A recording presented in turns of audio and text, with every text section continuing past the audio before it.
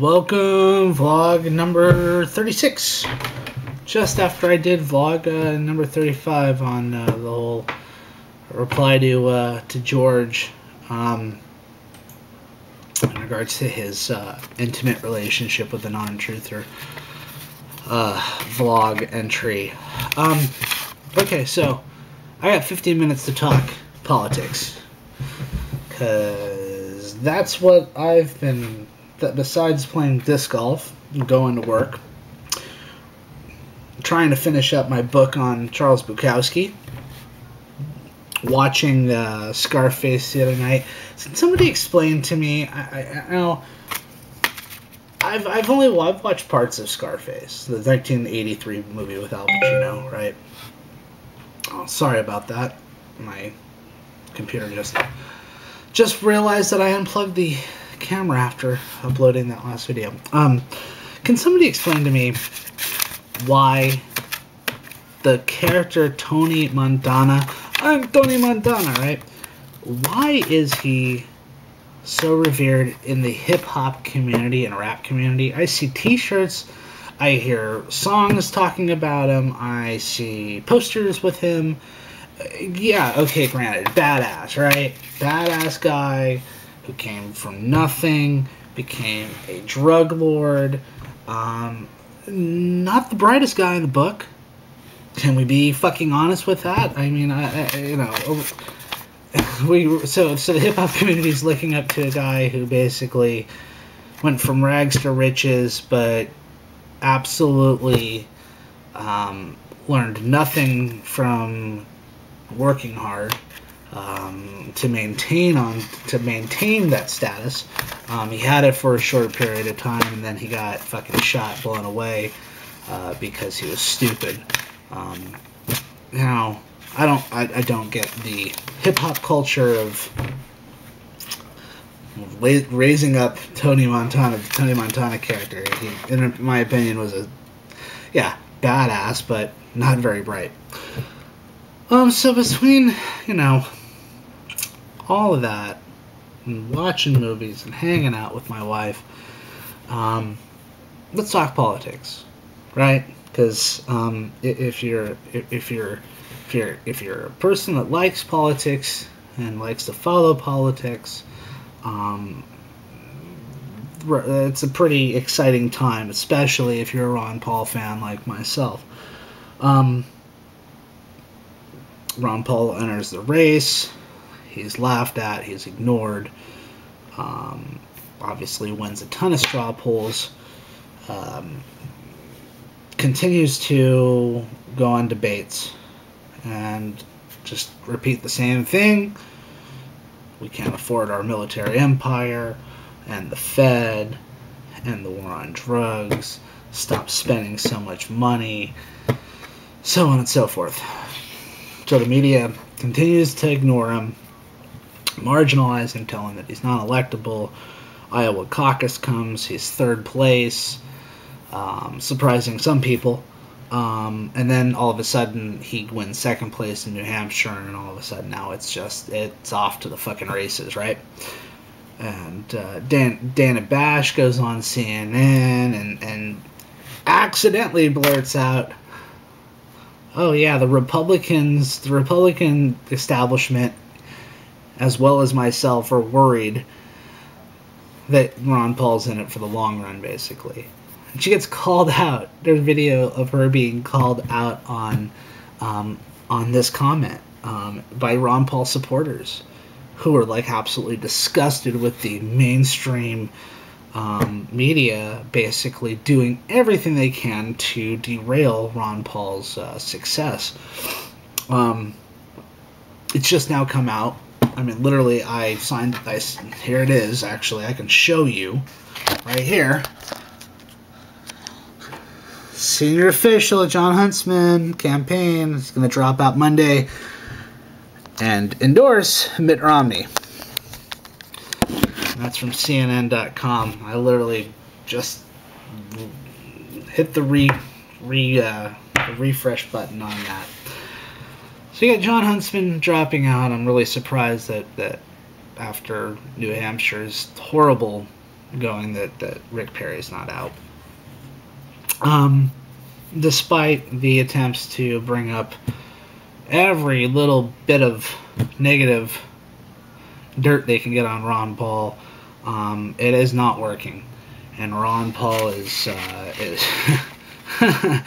Ron Paul's definitely gonna be involved in the convention, either as the nominee or as somebody who's going to have a decent amount of delegates.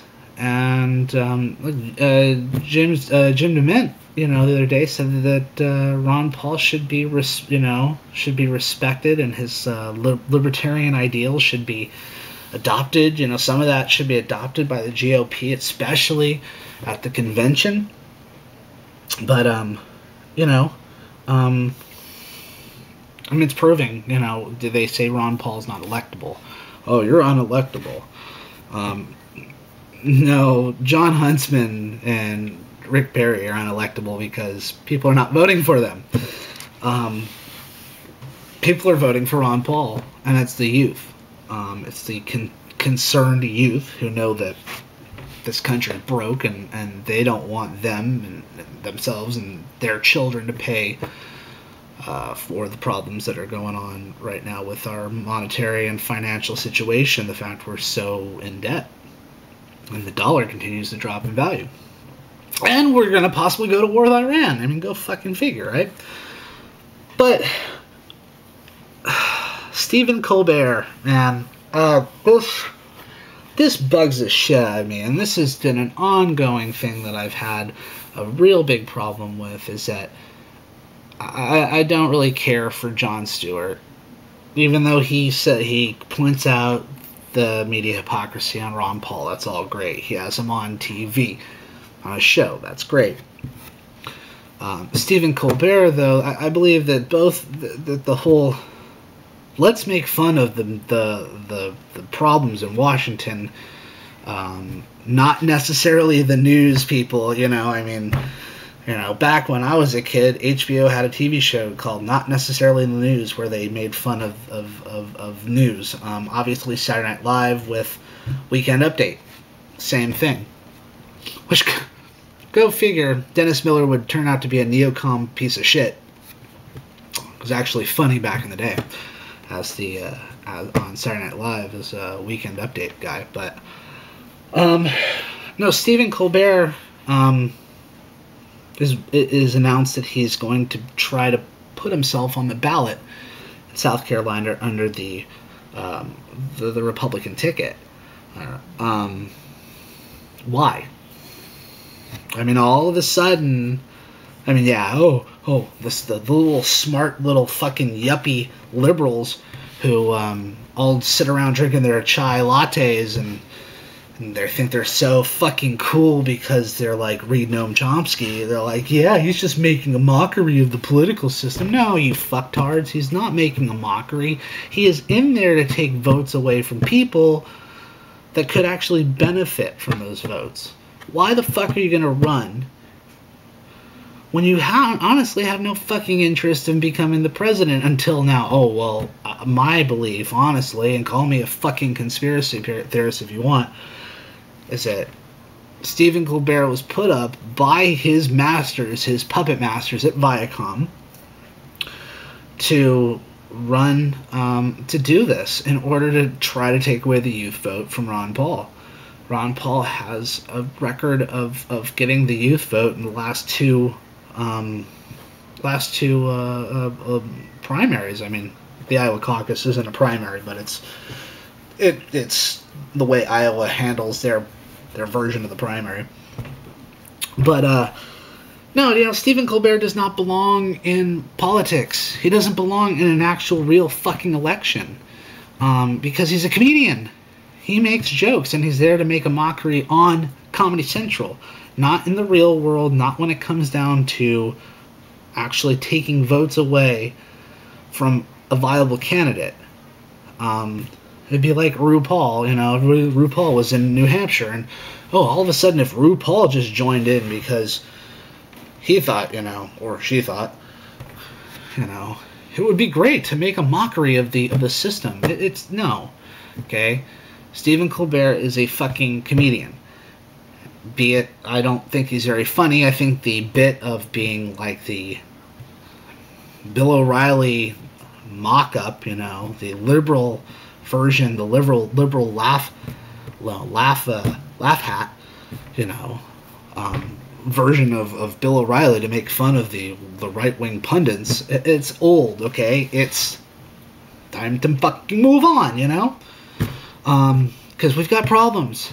We got a lot of fucking problems. I'm sorry. Now's not the time to laugh about it. I'm tired of fucking people going, oh yeah, he's so fucking clever for making a mockery. No, the problem is that we're about to launch another fucking war with Iran. National Defense Authorization Act was passed. That's not funny, okay? Joking time is fucking over, okay? We've got serious fucking issues, okay? And you want to fucking throw your hat behind fucking Occupy movement, which has no fucking, you know, no ideas how to progress. All they want to do is create disruptions without having any really, either you grab the Molotov cocktails or you put somebody in the system to try to fuck up the system from the inside. Quit being in, you know, no man's land, not doing anything. So here we are. We're about to have, I think, another debate very shortly without Jon Huntsman, which is going to help. And Jon Huntsman not being in at the race in South Carolina will definitely help Ron Paul. And I think the media can only go so far. I think South Carolina, my prediction is I really think he's going to come in second place again. I mean, polls just came out saying that he's moved ahead of Gingrich. I think the media is burying themselves under their own bullshit because the public's not trusting the media anymore. They don't trust Obama. They don't trust the neocons. Game's over, people. And you can't. They can't go too much longer of trying to pull the wool over the people's eyes because it ain't working anymore. And hopefully we'll see a Ron Paul presidency come in 2012. I really want them to nominate Ron Paul so we can see some Ron Paul, Barry Soetoro / Barack Obama debates, because boy, you want to talk about someone having their ass handed to them, especially a constitutional professor. I would love to see that. So keep going, Ron Paul. Keep fucking kicking ass. Get out there and vote for him. If you haven't switched parties, please do so, especially here in California. You need to be a Republican to vote for Ron Paul. As a Democrat, you can't vote for Ron Paul. I actually think independents can't vote. I think it's a closed primary. So switch over. That's all I got to say. Hopefully we can turn this around, at least start to turn this around. Ron Paul is not going to do it all. Obviously, it's just a step. It's just a mandate to say, look, we're tired of the bullshit. We're tired of business usual. We're tired of the CFR, Trilateral Commission, puppets, the Bilderberg puppets. We want someone real who's going to defend our interests. So that's it. Talk to you guys later. Peace.